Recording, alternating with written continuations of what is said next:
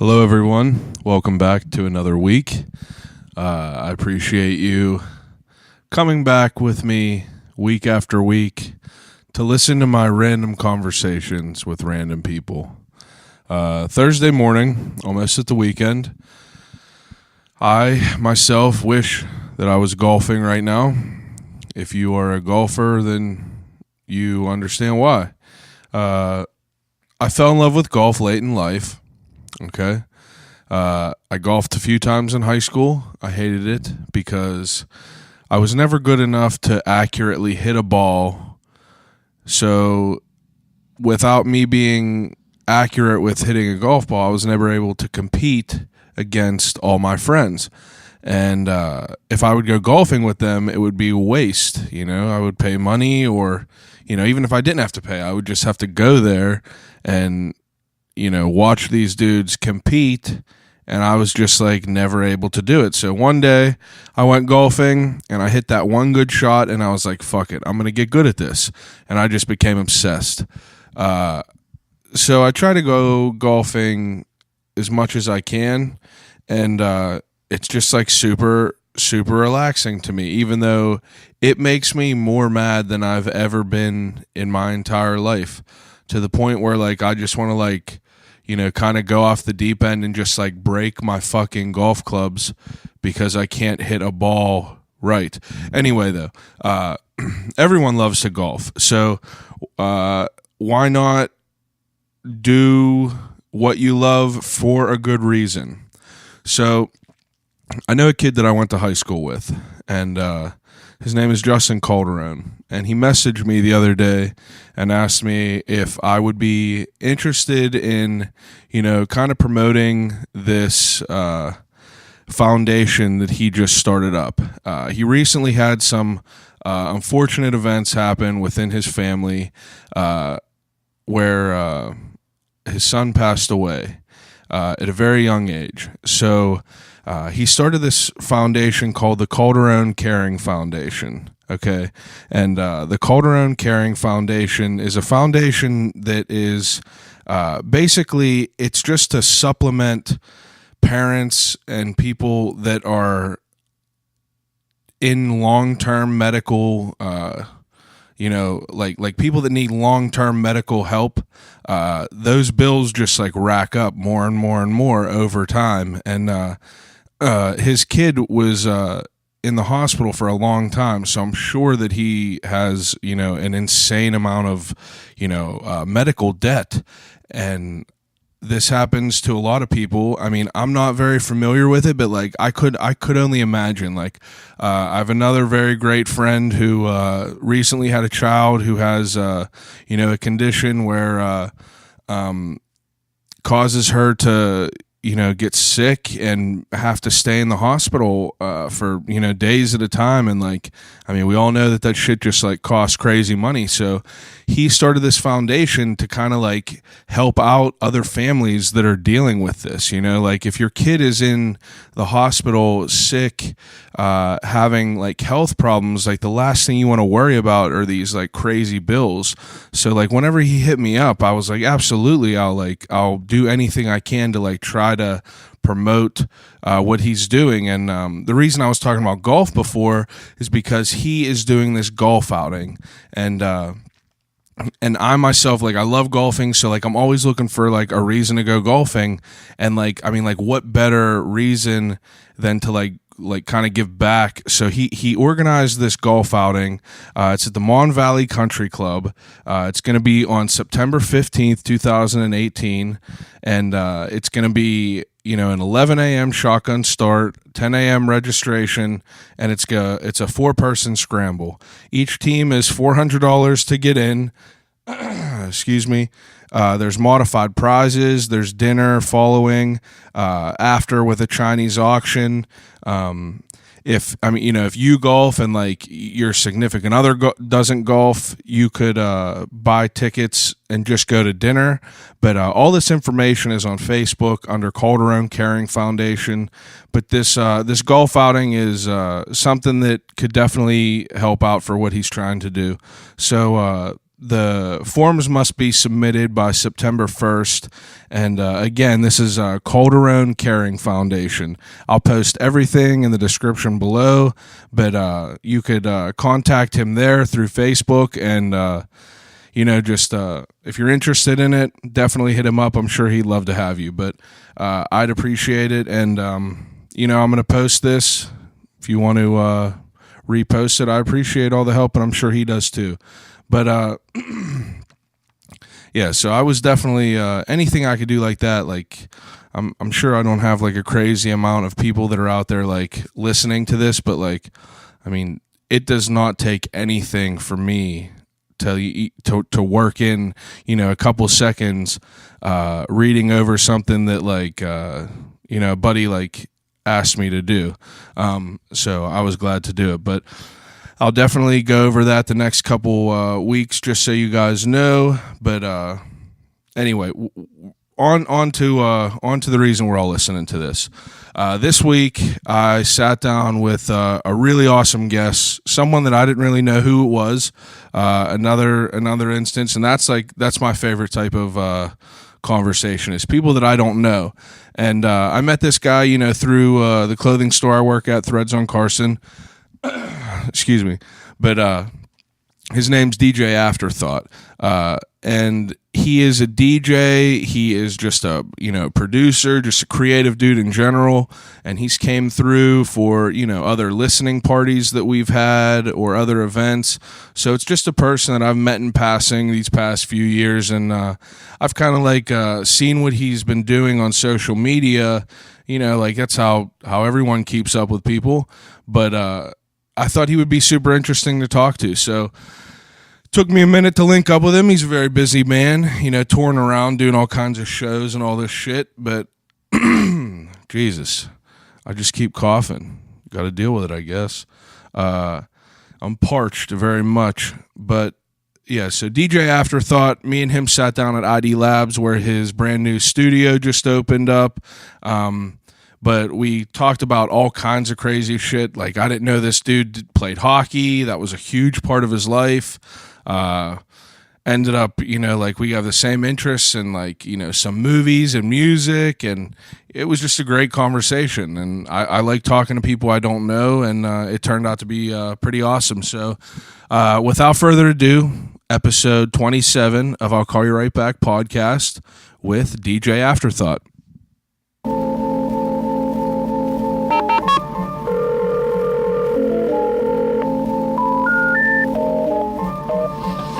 Telephone. Hello?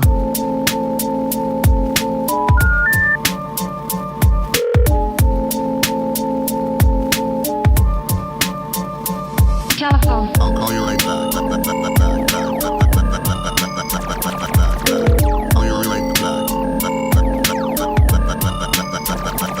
Telephone. I'll Call You Right Back podcast.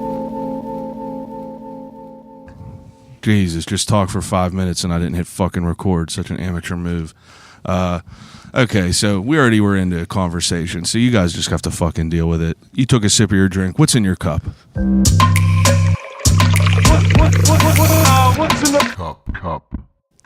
Canada Dry, ginger ale, and lemonade. Fucking fire. Okay, so you guys, I messed up and I didn't record it for 5 minutes. Sum up what we just talked about it. We were just getting on at how Ryan, a.k.a. DJ Afterthought, got into music. Okay, so you said that you grew up in New York, right on the border. Grew up in New Jersey. Or New Jersey, right on the border right. in New York. And just tell me about all these radio stations, and I look down and see the fucking light is not recording. So go ahead and take it from where you were. Run it back. Yeah, run it back. Yeah, we were just talking about initially, I got the name DJ Afterthought because I was doing live sound and DJs would cancel, and I figured it out, and like the guy called me DJ. It was like an afterthought that I'd be able to spin him. So that's where that came from. And but yeah, so like I grew up in New Jersey, and all of the radio stations in New York City were like all the radio stations, and there was no Spotify. We had like Napster and like so like that was LimeWire and shit, but no, like it was the radio. Like if you heard songs, it was either and the other thing is, like every store you went to when CDs came out, every store in like the New Jersey, New York area, you could pick up mixtapes, and it's not just rap. Like there was mixtapes of rock, alternative, like all different types of things. So like you can get those, and then you obviously listen to the radio. So I just was able to listen to all the new stuff that was always coming out. Like it's New York, so like they would amplify it. And then my parents were like super into music as well. My dad listened to like, my dad actually like kind of listened to everything, but he listened to a lot of like classic rock and blues and like soul and stuff like that. That's dope. So I was able to like be influenced by that and see that. And then like my grandparents listened to like oldies and like Frank Sinatra and like crazy stuff so you had like a little that. dip of that too. So man, it was just always like, I was always intrigued by music, and I was never forced to just be like, oh, I just listen to rap, or I just listen to rock, or like I would go to punk shows in New York City. I would go to hip hop shows. I would go to. What was like your first shit back in the day that you like were like in love with? It's like, were you listening? Like, what were you listening to more of? Hip hop, rock? I mean, honestly, like my first CDs were like probably like my first like 6 or 7 CDs were Busta Rhymes, Woo Ha. Okay. I had Presidents of the United States of America. Yeah. I had Red Hot Chili Peppers, like Sex Blood. President's Magic. Peaches, that song Peaches. Like Peaches. Peaches. Dude, I had that. I had like Green Day, Nookie. Like so you had everything pretty much. Or Dookie, my bad, not Nookie. Dude, I had like P. Diddy and the Family, and then I had like Biggie shit, and then I had all these hip hop mixtapes that were like crazy. I remember I got kicked off the bus actually one time when I was in like fourth or fifth grade, I think, and it was Lord Tyreek and Peter Guns. You remember? I definitely remember. Definitely remember Peter Guns for sure. Right. So it's like, if you weren't from the Bronx, tell me where you from. And how old were you when this was going on? I was probably like I said, maybe like 5th grade, 6th grade. So like I remember I had a Walkman, and it was the first time I ever got them little speakers that like plugged into the aux. Oh shit! I played it on the bus, but right before Deja Vu played, there was a skit, and it was like, meanwhile in Brooklyn, and it was this girl just getting like, it was just these people having sex like super loud. Oh shit! And I got to school. As soon as I got to school, they were like, "Yo, come to the office right now." Oh wow! They made me like break it, and I got suspended. Break it? Yeah, they made me break my CD. Jesus. Yeah, that's fucking. They made me snap that's a little bit intense. 5th grade. Break that hip hop album. Yeah, I mean, burning books back in the day. It was definitely pretty explicit, the skit, but like, yeah, for sure. Whatever. My brother was a little bit older, so like he always was like he had all the fucking shit that was out, like No Limit Soldiers, like Busta Rhymes, all that shit. So it's like I was young and like listening to that as well. My dad was like, you know, OG old head with like, you know, all the old rock and roll. I actually just grabbed all my dad's vinyl that's been sitting in his cupboard, and I just got a record player. And I finally like been able to like crack into all this fucking shit. So like he got everything from like Grand Funk Railroad Gold album to like dope. Weather Report, Traffic, and I'm just sitting there and I'm just like, fuck, like it's definitely like a pain to like it's a process as far as like the whole record thing, but you appreciate it so much more. It's a process that's like, it makes me listen to the whole album because like I mean, it sounds so like authentic. Me, it's like when you listen, it's original. To you could hear the static. You could hear the like they fuck up a little bit. Yeah, dude, and that's why like I keep like people could edit out like that shit in the beginning of this podcast, but like what I love about them is I love like the real shit. So like I love like, you know, like I'm not going to just like make it some big production. I just like want to have a conversation and like kind of learn about it. So you said you were young and you like come up on music with all that shit. Like, what were you like in high school? Were you, I mean, not high school, but like growing up in school, were you like quiet and shit? Were no, you, like, I was a fucking asshole. I was such a bad little kid. Yeah, it's always interesting to know like how people were back in the day. I was just like, I was very passionate about things, and I just like I had a good childhood, but still like a rough childhood. Yeah. I kind of was the kid that hung out with everyone. I wasn't like a loner, but like I played hockey, and I played sports. So like, and I was really into hockey, really into sports. So like, I had like all my sports friends and stuff like that. And then I like skated and rode BMX. So then I had the all same like, with me, dude. the kids and then like I would go to like Newark, or I'd be in like the fucking hood, just like just like whatever, just chilling because I just Yeah, got dude, the along hood with fucks with you people heavy. and, like I just whatever. So just kind of like growing up and in school, like I don't know. I was definitely an asshole, not like a dickhead to just randomly to people, but No, like I get what you mean. I Like, just your typical. I had ADHD real bad too, so like yeah. I was like the king of, so like we had like computers.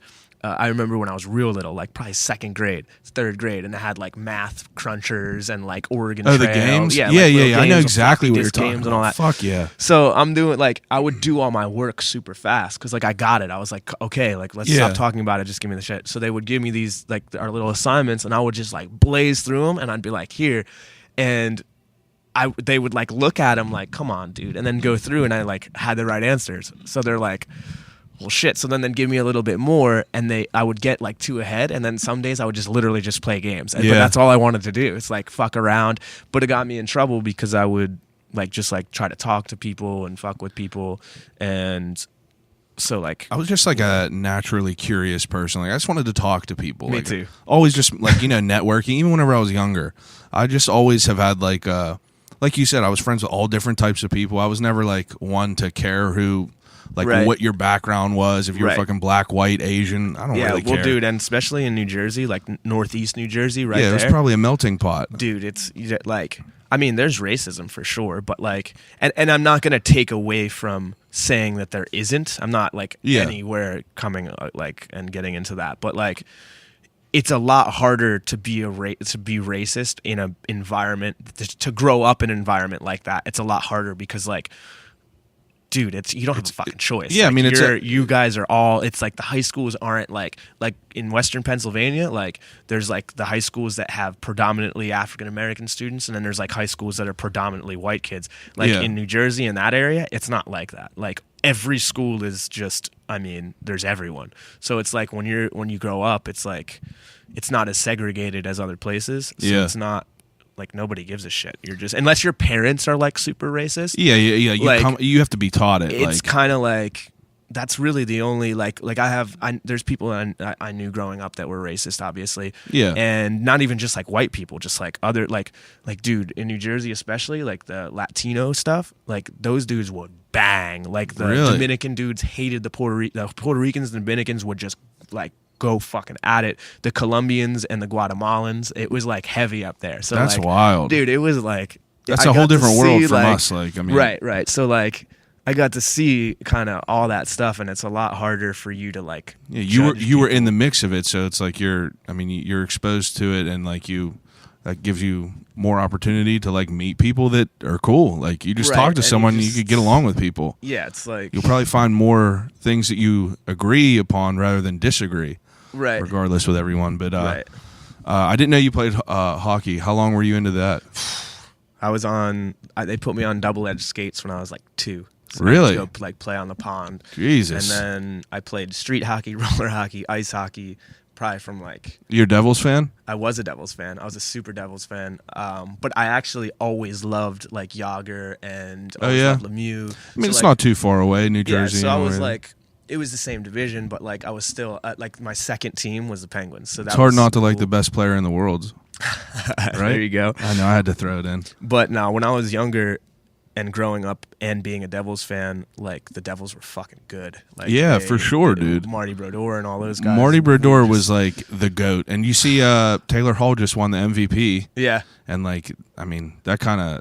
It wasn't like super surprising, but it was still interesting. Like the dude was a killer. Yeah. Like he definitely came out and did what he needed to do. But I've always been a fan of hockey. Like you played middle school and shit too? Dude, I played rec league, I played traveling, I played AAA, I never played hockey. I was always football. So like I played basketball and baseball whenever I was younger. I played football for 1 year and my hockey coach, one of my traveling coaches, pulled me off the team. Yeah. Because like literally they made me leave the team. I was like I just played safety and I played like I would return like punts. Yeah. And you were fast? Yeah, I was pretty quick. Yeah. So that was like my saving grace. Because even in hockey, I've never been big, but I just was always like the little scrappy dude too. Yeah, that just like gave it all. Yeah, so like I mean, I would just go at it. And That's dope, just though. Bang. You know what I Nothing mean? wrong with So- that. I had friends that were just like that, and they were just like small, but they made up for it with like everything else. Right. So quickness definitely helped, and I like the best. I figured out really young that if the people were like a little bit bigger than me, Yeah. if I could just stay kind of out of the way as a play is developing, Yeah. and get behind them, they won't even know I'm there.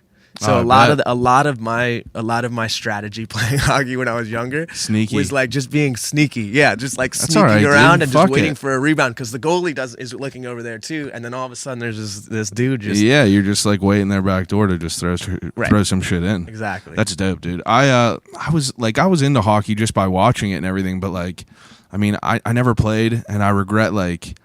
I mean, like, football was cool playing my entire life, but like, I went to a high school, we didn't win ever. Like, I was a captain my senior year, we didn't win a single game. It was just like, it was a fucking mess.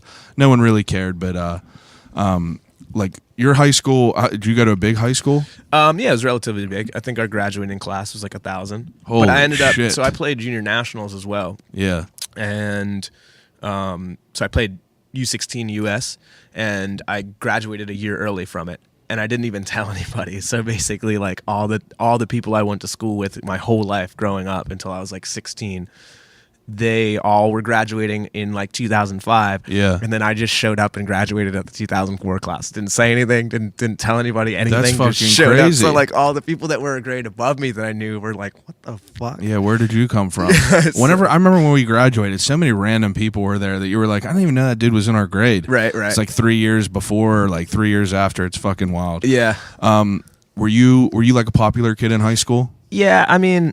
Yeah, I would say I was. I don't want to say popular. Like No, but was, like you super weren't like popular, someone but like you definitely were known. Probably, I would assume.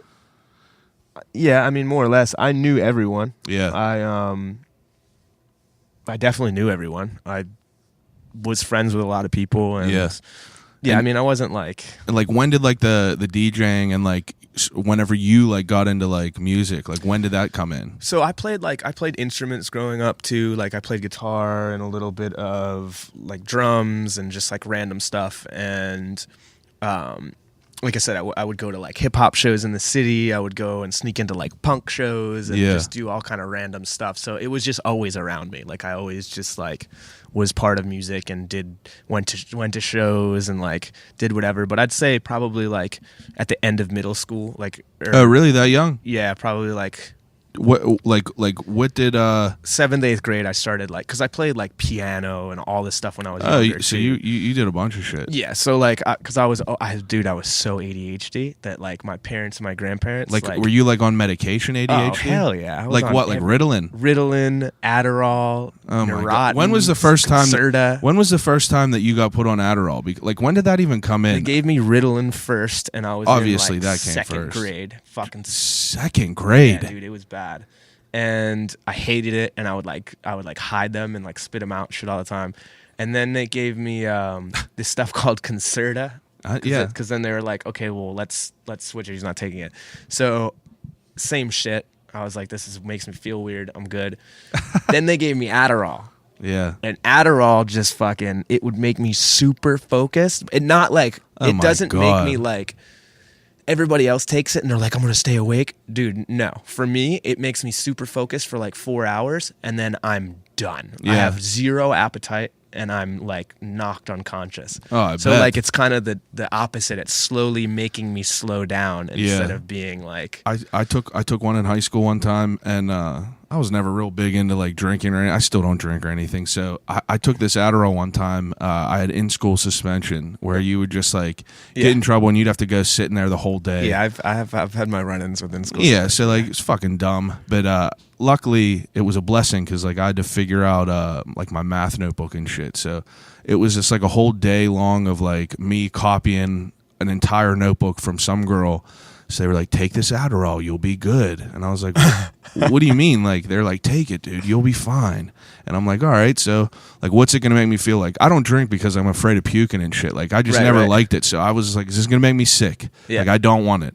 They're like, "Dude, take it, it'll be great." I took it and it was like I was on fucking meth. I was just sitting there and I felt like Rain Man, dude, just writing whole notebooks down. And then I was like, like the crash crashed hard, and Yeah, I was yeah. like, I'm not a big fan of this, but like, I mean, whenever you needed to get some shit done, it works for sure. Yeah. I mean, but like I said, I had zero appetite at all, and Yeah. whatever. So then I went on to Neurontin, and that was like the end of it all. So like this stuff was like, it was they used it for like, it was like an anti-seizure medication, but they were like using it for like Jesus. ADHD.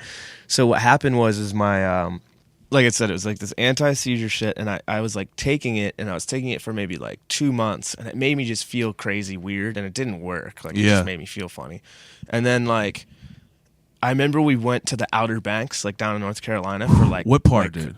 Corolla, with like a beach like My spot parents, in my Corolla. parents would take us down there. That's low key the best place. Dude, it's so dope. It's- like, it I'm literally is the best definitely place. gonna bring my kids and like There family. ain't no one there. It's not no fucking Ocean City where you're No, like. it's just like you rent one of them like 12-bedroom houses. That's what that we are, do like, every right year, on the dude. beach with like a couple friends. bring and some families. cousins. That's exactly it, dude. Yeah, so It is like- the best time ever, and like there ain't no one down there. You walk onto the beach, and you have the whole fucking It's your thing to beach, yourself. Yeah. So yeah, I mean, we did that all the time. That's like, dope. at least like once a summer. Yeah. And we would just go down like, and it would usually, like I said, everybody just pitches in, and you're just like there. Yeah, and it's not even that much money. Right. I mean, yeah, especially if you have a bunch of people going, and then everybody buys like a shit ton of For groceries. sure. Somebody. My mom was like, cooks every everyone. night. Yeah, my mom was like, everyone cooks a meal every night. That's it. Yep, that's what it is. I was like, that's cool. yeah, let's and then go. you get like your night. You Dude, go to pool, hot tub. Dude, fuck yeah. It is the Fly best. a kite from the top deck. Hi, like, Dad, dude. just, That's like, the only chilling. place in the world that I ever flew a kite. Yeah, and I was me like, too. I cannot believe that this is happening right now. It looked like a fucked up painting.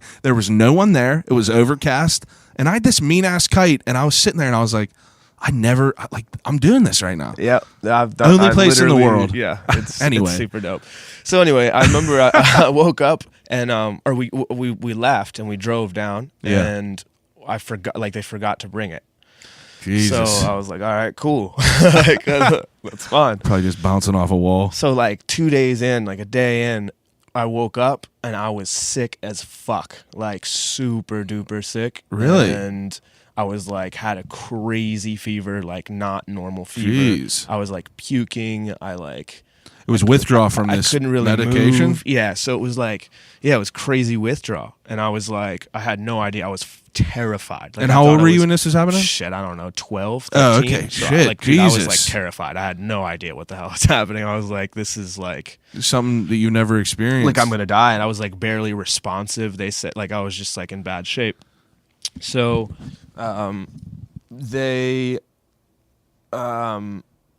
took me to the hospital, and then they were like, oh, like what happened? Like, what, does he take anything? And they were like, oh shit, like he definitely needs to take some of this like, right now. Yeah. So they gave me some. Like they just gave me. I guess Probably they felt like got fine some after. And dude, like maybe 2 hours later, I was fine.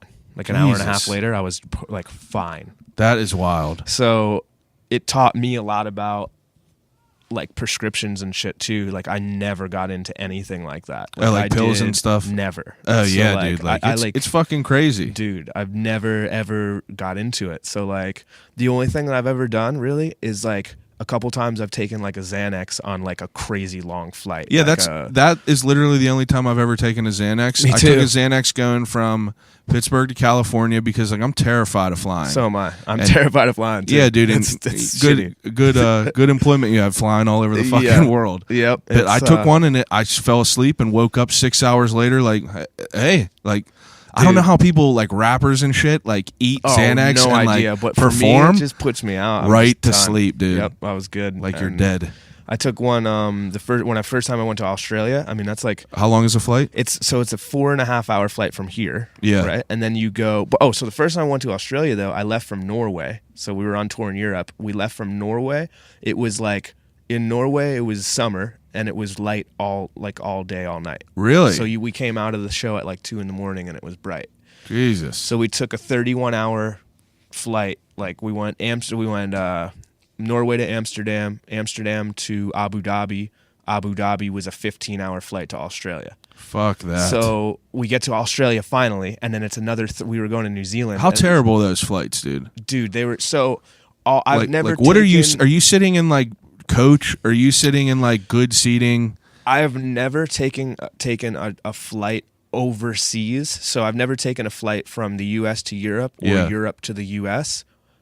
in a coach, I was always had business class. Always. What is that? That's not first class, but it's like Business more class room? is you have the bed, you have the seats that turn. They're like big, like Oh, they have a lazy boy. dome. Yeah, that have that dome. It doesn't really have a dome. Well, it has what- like a little wall that comes up. Yeah, and then, yeah, like yeah. you're kind of open here, but That's dope. it's like a seat, and then it's like a lazy boy, and it reclines all the way flat. Oh, So you wow. can just like lay flat. That's and a go to game sleep. changer. And then it has like a 20-inch screen in front of you. You watch movies, do everything. Like Virgin Australia, they have two like parts of the business class, the front part, and then there's like a thing, and then another thing of business class. Yeah. And in the middle, that thing is a bar. It's like a full service bar. You could just like Jesus. walk up to it and like sit at the bar and like whatever. So during you the had a flight. 15-hour flight whenever you were in one of these places. Yeah, so I've coming back and forth from Australia. don't But know so how from people Abu do that. Dhabi to Australia, we were on Emirates, but we didn't have business class. And the reason we didn't is because we went up to the thing and we were like, hey, we want to get like upgrade to business class. Yeah.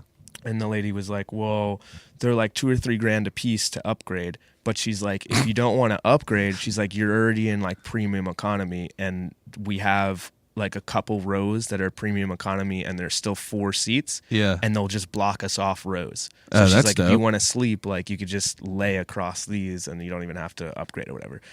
So we were like, fuck it. And Yeah. we did that. But that's the only like flight that I've ever taken over 5 hours that I didn't have business class. So That's I dope, was though. super lucky on that Yeah. end. But I don't know how people could do that. Dude. My knees will just like lock up, and I mean, I'm definitely probably like 2 times the size of a human of you. So Yeah. like, me sitting in that seat ain't the best. dude, these things are incredible. I mean, they have like 3-course meal. So like you have Jesus. crazy meal, Probably eat better than I do at home. drink for free. I mean, it's like really good food. I mean, Like, if you're fucking paying $3,000 extra for a fucking oh, dude, upgrade some to of a those ticket, things are like $6 or $7 grand. It's Yeah. just like you know what? ridiculous. You know why I don't know anything about that? Because like that ain't in my mindset, so I just throw it out the yeah, window. dude. I mean, I was just super lucky and blessed to be able to be a part of it. Yeah, so like how do you so we were talking about DJing. Like you got into being a DJ around 8th grade, you said. Oh no, not DJing in 8th grade. I just like really started to do like get like, into like music, the heavier. music shit. Yeah, I mean, So when did like were you were performing like singing and shit back then? yeah, I mean, yeah, I did like all kind of stuff, but I was like more playing like instruments and then I would okay. like freestyle and stuff and just like do That's random dope. shit. But I was really interested in all the studio side of it too. But I always like sang and like did random stuff. So, recently I just kind of been putting stuff out mainly just for content. But Yeah. I still enjoy doing Making music. shit. Yeah, For sure. I mean, Well, when was your first experience with you like DJing? well, that was that time in Morgantown. Oh, that was like the beginning of it all? Yeah, that was the beginning. Oh shit. Yeah, And what year was that? 2010 maybe, Jeez, 8 years. 2009, somewhere around there. That's what's up though. And like what made you want to get into it? Just because like it kind of like fell into it? I kind of just fell into it and I just enjoyed it. Like Yeah. I enjoyed like I bet. watching people like enjoy it and it was cool. And So I was how like- did you how did you progress that game? Like what was your first, like you said you were obviously doing like live events, tailgates and shit. Like right? now, I mean, like what's your mindset from there? It's like you're like, oh, I want to get into this fucking I was like young, man. I was just having fun. I was Yeah, just like, yeah, hey, yeah. I'm making some money. I can live. And then I can also like do this cool stuff and have fun. And like we just partied. I mean, it was just like a party usually. Oh, I bet. And WVU. like it was cool. And I kind of got to the ceiling and people that I was with were leaving. And like I just basically ended up moving to almost up by Butler when I first got here. And I worked, Butler? yeah, like it was in Saxonburg I lived, and Oh, okay. I just worked at this like medical sterilization company. It was like attached to Bayer and MedRad, and like I made really good money, and I didn't even do music for a while. So I actually started coaching hockey. I like coached Really? a high school team. That is wild. How was that? It was cool. I loved it, man. It was like super dope. And you were a high school coach. Yeah, That's dope, dude. I've you they play had a freshman team for the first year ever, and we won states. They really? had never been to a playoff game ever, and then went to Jesus. the varsity team to. I think they went to the second round. So That's it was dope. cool. Yeah. And you did that for 1 year? I did that for a couple years. I think I did it for like 2 or 3 years. Yeah. I think I stopped in the 3rd year because the DJing stuff really started to take off. So Yeah. That's definitely cool. Like that would be a cool experience for sure, especially like something you like. Man. I want to do it again. I hope to get to do it again. Yeah, I mean, like you got a busy schedule though. Yeah. So DJs picking up like what, like where are you doing shows and shit like that while you're coaching? Like, are you getting your name out in the city randomly? Yeah. So I started doing stuff in the city and started kind of like being in the hip hop scene and like. How do you break into that? Like if you're not from around here, like the hip hop scene and everything is like they're very like closed people. It was like, that time right after Mac and Wiz, and I got to go to some like to some of the Shadow Lounge shows and stuff like that. So I got you to, were like, there for that? Yeah, like I got to see some stuff like that, but it was like after Wiz and Mac left. So like everything was really it was kind of like a weird vibe from just coming from the outside and then coming. It was just super weird vibe, and it was like. Do you remember like people you saw like 58s like? Like 58s, but like Mr. Scrap was throwing shows at Shadow Lounge, like the Proud to Be Local. Because like I went there a few times, and like I've been to like some shows there, and it was like, I mean, it was this fucking legendary place, and it's just like gone.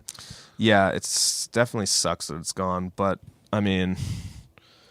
It definitely gave a lot of outlet, and it was in a place that could support it instead of just like these other venues that don't really support it. Which, I mean, we have some great venues, and it just sucks that things happen. And, and then the other thing is that people don't understand in Pittsburgh, like you can throw successful events, but a lot of hip hop stuff just doesn't do that great. Yeah. So it's like. People will love it and want to talk about it, and everybody wants to be there, but then you do it and it's not always the best. So even like some of the biggest people in the city, like I mean not like people like Wiz and Mac and shit, but like any other bigger name artists, like I've been to some of their shows, and like it's like they don't get like that much love. Like people that that will come out and like see them, like they'll gas them up online. You and also shit. got to understand too that like it's like that a lot of places, and mainly because it's not like, first of all, Pittsburgh's not like a hip hop city. Like it is because we have some great talent that came out of it. But for like the population wise, like it's a rock and like country and like pop more or less. Like hip hop's like probably one of the smaller demographics. So like you got to take that smaller piece and then you got to divide it up in a million times, and then a lot of the local guys like play a lot of shows, and it's not that they're not good or their music's not good or they don't have the support. It's just sheer you're in your city, so you try to do a lot of shows, and it kind of I think affects people more than they think. But it sucks because if it wasn't so much or it wasn't so apparent, then you might be able to squeeze a little bit more out of it. So that's always kind of the approach that I took, but I went to everything. Like I started DJing shows at like Levels, and like me and my buddy Jordan, we got together and started throwing shows, and we threw Bubba Sparxxx and a Ying Yang twin show. Sparxxx and Ying Yang twins. Yeah, we threw them up in Butler and sold them out, and then we threw them down at how many Levels. people? We sold out in Butler both, I think like 600 or 700 people. Jesus, Bubba Sparxxx. Like, how did you guys go about doing this? Like, how does someone, you have to talk to their manager? Obviously, I just randomly knew Bubba Sparxxx and his manager from Morgantown, from my buddy Eric Jordan, who like was like one of the people that kind of started it all for me. He was the guy. Did you know like Huey Mack and shit? Or was that was like later? Like no, like Lacey Neff was a guy who worked on Kiss there, and he kind of made the introduction with bringing Huey Mack out into the scene. He was the only dude that I knew from down there. Yeah, and then like 66240 and Eric Jordan and like Sound Vision, all those guys. So like they did. I mean, it was cool. Yeah, we did a bunch of stuff. I had fun there, and like we did a lot of music, a lot of shows, a lot of cool Bubba stuff. Sparxxx though, that's fucking crazy. Yeah, I just hit him up, and he's like, yep, we did $20, all you can eat pizza, all you can drink beer. Well, how do you guys fund that? Like if you're not making that much money doing like we just put the bread up front. We had a buddy who worked across the street or down the road at Domino's who was like a manager, so we got everything at cost, and they like cooked it like right before. No, I'm talking about like as far as like paying Bubba Sparxxx and shit, like Oh yeah, we just scraped it together basically, and then we had back end, so like yeah. he wasn't really all that expensive, I guess, comparable to like other people. Yeah. So What about Ying twins? Like how was that? Like it was crazy. It was I mean, I couldn't even imagine going to one of their shows. it was just so random, but it was Yeah. fun because it was just like it was cool. That's dope that they both got sold out. yeah. We did them in Pittsburgh and Morgantown. It was cool. Now, what like were you kind of getting known as like being like a show promoter? Yeah, I think so. But I was always doing music. Like I had some songs with people, and then I would just like Like you were rapping or yeah, and I mean I singing and stuff, but like nothing crazy, just like random stuff. yeah, random shit. And I mean, I was just DJing as much as possible just to like make income more or less too. Yeah. But I just enjoyed it, and I just kept going with it, and oh man. Yeah, look where you are now. So like doing all this shit with Bubba Sparxxx and Ying twins, I mean like what like you're just like your main goal is to just get a bunch of shows around Pittsburgh and kind of build your brand up? Yeah, I mean, what I found is that there was a lot of other promoters that weren't very that weren't very serious, and they came from like out of town and would like just rape everybody as far as like cost to come perform, like pay to play, and not like pay to play structured correctly, because I also believe what does that mean, pay to play? Like you just pay to get a certain amount of tickets to be on the show, or you just pay outright and you just get to play the show or get a spot. And sometimes, I mean, you have to do that, especially as a promoter, because you have to have some insulation, or you can't really take the show because maybe your venue's not big enough to support the cost comparable to the cap of the room, or like whatever it may be, or cost of the room or whatever. Yeah. I mean, sometimes you got to do what you got to do, but the tickets is where it is. It's like the if the artist can sell the tickets, they should make some money off the tickets as well. Yeah, for but sure. Like, it's hard to do that locally. So, I mean, it's just kind of a give or take, like balancing act. But, I mean, it just sucked. Like a lot of the promoters just sucked, and I was like, and the venues wouldn't let anybody do anything. So I just was like, let me try to do something. So we started doing like little shows, King of the Bergs. Like we just started doing. Is it hard to find venues for hip hop shows? Like I've heard that like some places like they won't allow hip hop shows. Yeah, there's a lot of places that won't allow hip hop shows. And there's a few that will, but the not to like just like they don't really work with a lot of people on it. Yeah. So it's just very few and far between. So after like as you're getting all these shows, like who were like some of the people you were fucking with as far as like local music, like local rappers and shit like that? Like who were you around? Like I was just kind of around everyone, to be honest with you. I was around a lot of people. Yeah. Cuz like I mean, I know you obviously got in with like Motor and shit like that, and like you guys. Yeah, were before cool. that, like we had an Elevator Music Team, and we had like Lazy JP and Rob Green and like a whole bunch of people. Lazy Blackman, we had Kalani, we had like all these like a bunch of random styles and genres and stuff, and we did like little shows and threw stuff up in Butler, threw stuff in the city, and there's a big like a big market up in Butler. No, but we made one, so it was cool. Like it was dope. That's random. Like we threw them at like bars and clubs there, and they did really well. And like that's sick. Though. I mean, I like what else is even up? Well, near Butler? That's kind of how I ended up being able to do a lot of stuff, and I could name so many people that helped me in Pittsburgh that like we would be here forever. Like we get it. So, like everyone, I know. I don't want to like name drop too many people and leave people out because like no, I get you. But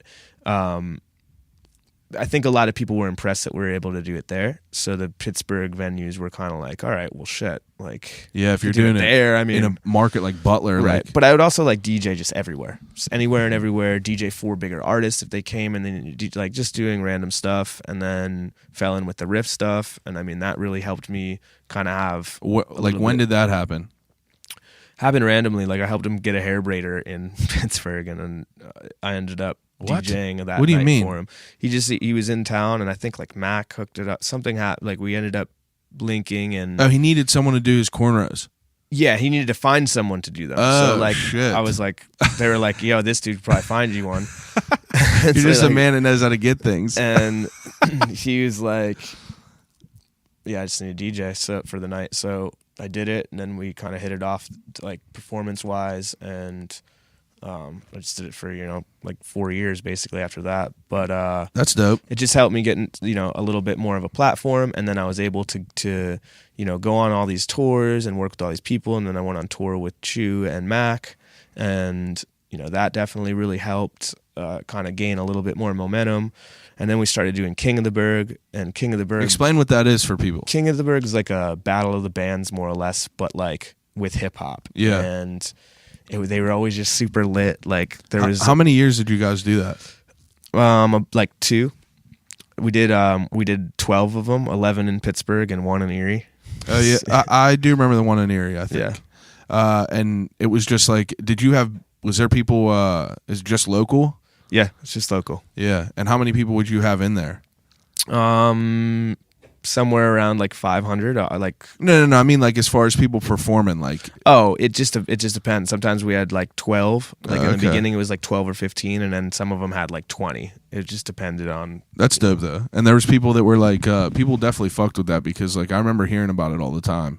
Yeah, I mean, it was a really good time. It was really fun, and I got to work with a lot of people. Got to give a lot of artists like an opportunity to be on a stage with a crowd that they weren't normally used to or able to really do. So yeah, it was cool, man. Like I'm really happy to be able to like put something together that helped people and that people remember and like was positive. So yeah, it's cool. Yeah. So you said all this shit like it started picking up after Riff. Like I know you moved to Nashville for a minute. Yeah. Now, what was like? Why'd you move down there? I moved down there just to. I have a son, like a small son, so like I just wanted to take a little break and kind of. Oh, okay. I didn't know if it was like music. Well, I have some family down there, and then like I had some some aspirations to check out there as well. Yeah. So we went down and we loved it. The housing market's it went from being really low to really high very quickly. Yeah. And we just wanted to be kind of closer back to family and just, kind of plant seeds here. It's dope though. Like you had an experience down there and like got to see what it was all about. Yeah, and it definitely paid off. I got a management deal for like my EDM side of things with 24/8 Management, who do like really dope stuff. Yeah. And they're based down there, so that was really cool. I got to work with a bunch of really cool people, to work in some cool studios. Like it was cool. I got to make a great project. It kind of we got to slow it down a little bit. I got to, my family got to, kind of chill out. But I toured a lot too, so it just was like... Yeah, I mean, that probably has to be like hard to do. Like it's you're definitely just on the road. hard to do, man. It's rough. I mean, I don't take it for granted. Yeah, but it's definitely... I mean, you enjoy it though? Like you enjoy being on the road and being out there and shit? Yeah, while it's happening for the most part. Yeah, I'm but then sure it gets lonely. It gets not even really lonely. It's just... You want to, especially for me, I just want to get back to my family. Yeah, you fucking homesick, dude. Especially if you have a little kid. Like, yeah, dude. I mean, like at first it was okay because it's like they're little, they just kind of eat and sleep and like whatever. Yeah, but so then you start missing some shit, dude. And then it's like, yeah, it's really rough, man. And that's how old's your kid? He's 26 months. So why do people do that? Let me ask you. Why do people do that? He's dude? 2 years. Why don't you months. just say 2 years? 2 years. Like, 2 what months. is the big deal about it? Because there's a lot of like, if you're a parent, you know exactly what that means. Because a lot happens between like 23 months. I know exactly what happened 23 months. I know exactly what happened 24 because they like hit these fucking milestones and you're like, oh shit, like you're a person. Like you're like a little fucking I just person. never got it, dude. Like I talk about it in fucking stand-up. I'm like, why the fuck do people say that? Like, 26 months. Dude, I think it's hilarious too. And I think it's kind of corny and weird too. Yeah, what's it like being a dad? Like being in that world and then like now you're a dad, like you're not wearing the fucking Nike Concords yet. Oh man. No, I'm just always going to be me. Yeah. And that's going to reflect in my parenting too. So That's I'm going dope, to be, as much character and passion that I put into myself and my career, I'm going to put into my family. So like, or put double into my family is what it really should be. So like, yeah, it's interesting sometimes, but you just gotta try to fucking make it work, you right? gotta make it work. And I was given an opportunity, and I'm blessed and happy that I got to take it. yeah. So I'm just trying to make the best of it. So what's the next move? Like you moved back to Pittsburgh. We're sitting in ID Labs. You're building a fucking studio over there. Like, what's the next move for everything? I'm just looking forward to being able to be back and spend time with family and like friends and just kind of refocus myself and just kind of chill for a minute. Like you said, we're building the studio. I'm super excited because it's like my first ever like real studio, and it's like, you know, we're putting thought and time into it. So, you know, I'm definitely excited about that. But I have tons of music that we're gonna put out. I have tons. As far as what, like as far as like your rap, as far as like EDM? I'm gonna do all kind of stuff, man. I'm just gonna have fun. I'm gonna stop worrying about stuff and just have fun and like be me and just kind of do everything and be involved in everything. Like we talked about earlier when I was younger, how I kind of just mingled around, and that's kind of what I want to do. I just want to, you know, be able to go to barbecues and have fun with friends, but also go do music no matter what the genre is, and just like for sure, kind of get back to me. You know what I mean? So, and you're gonna be like producing and shit, and like definitely. I mean, I'm gonna do a lot of some EDM stuff, and hopefully, you know, do a bunch more festivals and a bunch more shows on that. Now, do other artists come to you and like record with you? Like you record other artists, or sometimes. I mean, when I was here initially, like I didn't know if you were in that. As far as like, I know you make your own music, but like, right. I know there's also like engineers that like people go to and they'll only go to. I mean, I'll take some. I haven't really been here, so I haven't. That's a good point too. Jump into it real heavy since, but like, I'll definitely have some people through, and I'm excited just to have my own space. But I don't know. I'm just gonna take it day by day and just really, I have a lot of things that I have the opportunity to do and a lot of things in front of me. I'm just gonna take my time with it instead of kind of rushing into it like I always seem to do. So like I know one of the projects you have right now, you just dropped your own strain of weed. It's like, how the fuck does someone do that? Like, why? How does that even manifest? Blessings, really. I built a relationship with a really cool dispensary / like grow company. And you know, we just kind of hit it off and we did a bunch of stuff together, and we just thought, you know, it might be a cool thing. The name's really catchy. And what is it? It's Afterthought OG. That's sick. That's a good name. They're super amazing growers, like Green Rose Genetics, and they're at the SFVDM. It's like the dispensary. And they're just awesome. They created a really, really dope strain. And we you know, got my logo, stuck it in, kind of reworked it with theirs. That's sick though. I mean, like, I have never met anyone in my life that has had their own strain of weed. I mean, like, that's cool. I mean, if you're into that world, like, that's, I mean, it's definitely interesting. I'm just happy you know, I'm not like a super crazy like, no, but like that's a cool like stoner, but like that's a cool like side thing. Like, I have a brand, and like, you know what? I have my own fucking brand of weed. Like, so they sold out of the initial stuff they had in a week, and then they now are sold out again from what they were trimming because all the dispensaries bought it, and then they got with a delivery service who's also going to carry it. So now that's like 11 or so dispensaries, I think. That's dope, man. And it'll keep growing. And then once it grows enough, we'll license it to other legal states. And then hopefully you can go pick it up in Pittsburgh one day. That's cool, dude. That definitely is wild. Just your own strain of weed.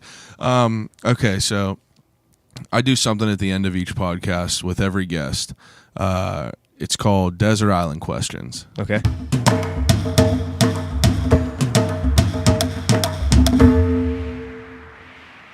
Okay, are you a fan of The Office? Yes. Jim plays Desert Island Questions whenever they get locked out.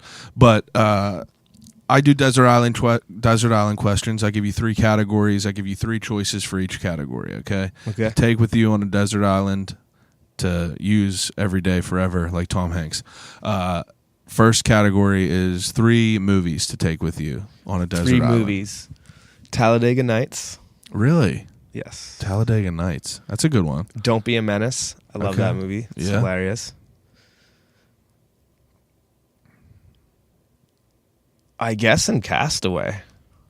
Castaway? You would want to watch a fucking movie like that? Yeah, maybe it'll give me some ideas. Or the whole season of like Man vs. Wild or something. That's a good Or one. like the whole. No one has said that yet, and that's a fucking good answer. That's a real good answer. I'm just not gonna let you take Castaway because like that's very depressing. Watching that every day while you're just sitting on there every day, like you don't even get to learn anything that cool. The only reason he even survived is because he got all them FedEx packages. That's it, dude. If he didn't, he'd be dead. What about like I guess like the like Man vs. Wild? Yeah, like, that's a super good edition, answer, like, dude. That's a very good answer. Yeah. You get bonus points for that. Second category is, do you read it all? Yeah, I read somewhat.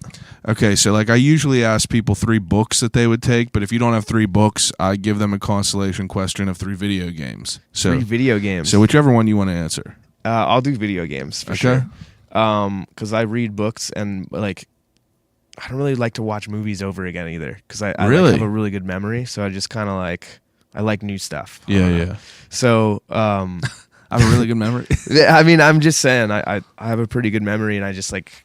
I mean, everyone remembers Forrest Gump, but like you watch it more than once. Yeah, I there's feel. certain movies. I'm just kidding. Don't get me wrong. There's I'm certain just movies. kidding. I'm just throwing out Tom Hanks references. The 3 video games, NHL. I'm a big NHL player. Oh yeah. Whoop anyone's ass in NHL. Come see me. Everyone that comes on here is like Madden or NHL. Flack was on here. He was like, anyone wants to work, just hit me up and I'll throw the bread on it. Like, bro, like get I out played of here. hella games at NHL. I'm like ranked. I'm pretty good. I don't play video games at all. I'm not really a huge video game player either. I used to be. Let's see. I guess maybe like Grand Theft Auto, just because it's like really endless. long. Yeah, it's endless pretty much. Do we have Wi-Fi or are we? I mean, like I'll allow it. Okay. What does that matter if you're gonna be able to play online? I don't really like playing GTA Online, but I mean, I guess I would have to if I played the game like 16,000 times. Fuck it. I guess maybe like. I don't want to say Fortnite because I haven't played it.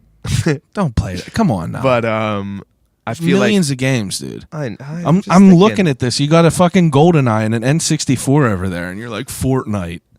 Yeah, but I mean, I would like to play something that has a little bit of, I guess, something in it. I guess. Shit, I don't want to play like track and field from Nintendo. Dude, I would take if I had to pick, I would take Mario Party, Mario Kart, and Crash Bandicoot. Crash Bandicoot would be cool. It's fire, dude. But see, I loved so many games when I was younger. I mean, I understand that because like I wasn't a video game dude. I'd want one of those emulators that has like all the games on it. Oh yeah, like an old Atari stick that has like 1,000 games. Yep, I'll take that one. Okay, man, you're killing it with the answers today, for real. No one has said that. That's a really good answer too. Okay, last question is I'm interested to hear what you have to say about this. 3 CDs or albums or whatever. Red Hot Chili Peppers Stadium Arcadium. Let's see. I forget which one it was, but the Tupac double disc album. Okay. Like, was it the one after he died? I think I forget what it was. What's on the cover? Him doing him in the leather vest. I think the Wings. Yeah. Oh yeah. Hail Mary. It has Hail Mary on it. Take these broken wings. Yeah. I know what you're talking about. I don't remember the name of it. That wasn't called The Confessions, right? I forget what it was. And then and forgive me, don't fucking hope nobody it's all right, dude. Lil Xans me. No one gives me I'm not that big. Fuck Lil Xan. Hey, for real, we're gonna pause this for a second. Do you like these SoundCloud rappers?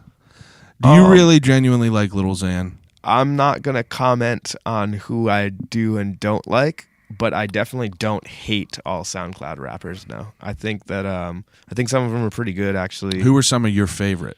You can't tell me. I'm gonna steer away from that.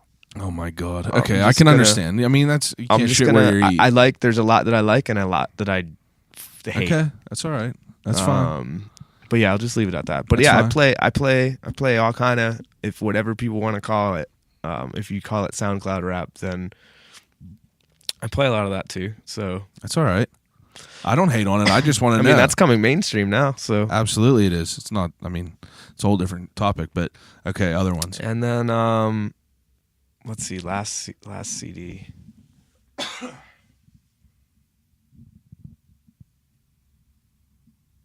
It would have to be just some like old, just give me some old like soulful, just like bluesy soul something on vinyl. Just give me just whatever you want. That's good. Let's go with me. Last question. Actually, 2 more questions. I incorporated one last week. It was the first guest. She answered it the first way, but your not desert island, but your death row meal. Death row meal? Yeah, like what would you eat if you were on death row? Fettuccine Alfredo, add chicken. Jeez. Scallops. 100%. But they have to be like actual scallops. Like I'm a huge scallop fan. Whatever you get, you're getting done well. Okay, so yeah, scallops. But like they have to do them right. People give fuck you up. some microwavable scallops. Bro, people, like I've been to some really nice restaurants, they fuck up scallops. All you gotta do, heat a pan, throw a bunch of butter in it, mix up the butter, and then fry them in the butter. Do you cook a lot? I wouldn't say like a lot, but Yeah. I mean I like to cook. That's what's up. Okay, so you got all this shit, and the last question is, if you could talk to anyone, alive or dead, who would it be? I'd probably want to talk to my grandma, to be honest with you. That's completely understandable. My grandfather would be the answer. Yeah, just to get some insight and to. Were you alive? Was she alive whenever you were alive? Like, were you able to meet her? She passed away when I was like 15. Yeah, same thing with my pap. It was like I think I was 16 Yeah, probably. and I was super duper duper duper close with her. Yeah, dude, it's fucked up. And I don't know, a lot of things that I just want to tell her, and just like Be able to talk to her as an adult. Yeah. After you like have experience in life and be able to like. I think she's one of the only people in, and granted my family, like I love them to death, but she's one of the only people I think that I could ever see myself just like telling what I'm scared of. You know what I mean? And like looking for some answers like that. Or not even answers, just to tell somebody. But yeah, I think it would have to be my answer for sure. All right. I appreciate it. Take a second, plug whatever you want to plug. So I just wanted to touch on that, like, specifically while we're recording this tonight is the Jimmy Wopo vigil, and there's protests all today about Antoine Rose, who got shot in the back, the kid who got shot by the cop. And if anybody even is listening to this that cares about it, I just think that people really need to start thinking about other people a little bit more, because it's going to end up being a really bad situation. And I think that people are going to find themselves in a crazy environment eventually, if it's not us, our kids, or even if it's their kids. But like, it's going to get really bad, and it's getting scarier to even like be a happy person. And I think that that's really important, because people don't take it seriously, and they think that happiness is one thing, and people have different ways of being happy and being successful and being all different ways, but it's getting scary. So I just if I can just open someone's mind. Yeah, for sure, dude. It's losing people on a regular basis, and kind of like your community just being a war zone. It's just like scary as fuck. And if other people aren't scary or like think it's scary, then like that's even more fucked up. Yeah. So I just wish people would like kind of like stand up for themselves and like be people again. But whatever. I'm DJ Afterthought. All my shit is at DJ Afterthought. Follow me, listen, hit me up. I'm open to work with tons of people. So I'm just excited to open new doors. I appreciate you taking your time out of your busy schedule to talk to me. No worries, man. I had definitely a good conversation. This is a lot better than a shitty It's different, dude. Quick interview. It's different. Like this, I try to talk to people, and I try to like, I don't care what like other people want to listen to. Like I talk to people that I find interesting, and I want to know like kind of how they came to that, because like like I have a regular job, and like I like to think that I'm an interesting person, like what I mean. You're definitely good conversation. It's refreshing to like talk to people and not just be questioned. I like a lot. I like people to be able to like think like man, like I haven't talked about this in a long time, and that's usually like what people say whenever they're on this podcast, because like I'll ask fucking random shit, dude. It doesn't matter. It's a lot easier to talk to people than to be talked at. Yeah, dude. My first episode, my buddy grew up. We grew up listening to a band, and he ended up, he's in the band now, touring around with them. And my first episode was him, and it was just literally me asking him a question, him answering it, me asking him a question, him answering it. Right. And it, like every time I listen to like these and edit them or proofread them, I'm just like, it fucking kills me. So I'm just constantly trying to progress, and I feel that the best way to do it, the things that I like listening to, are real conversations rather than just being like, like, hey, like, it's really good for too when I love listening to like comedy or just like long, like interviews and stuff or just like you said, conversations. Yeah. When I'm on like trips, like when I'm that's on the road. Best. It's the best, dude. Because you can listen to CD, but it's over and over again. Yeah, exactly. Like you listen to Red Hot Chili Peppers your entire life, like. Put on a conversation and like you can learn some shit, dude. Exactly. Even something like this, like even something that's like this doesn't have a crazy template, like people are gonna gain some shit from it. I appreciate that. Yeah. I hope so. Everyone on here, follow me social media, Instagram at I'll Call You Right Back, Twitter at ICYRB podcast, Facebook, I'll Call You Right Back, email me, I'll Call You Right Back at Gmail. Tell me what you like, tell me what you dislike, call me a piece of shit, give me some feedback. I appreciate everyone listening again. Be good to everyone. I'll call you right back.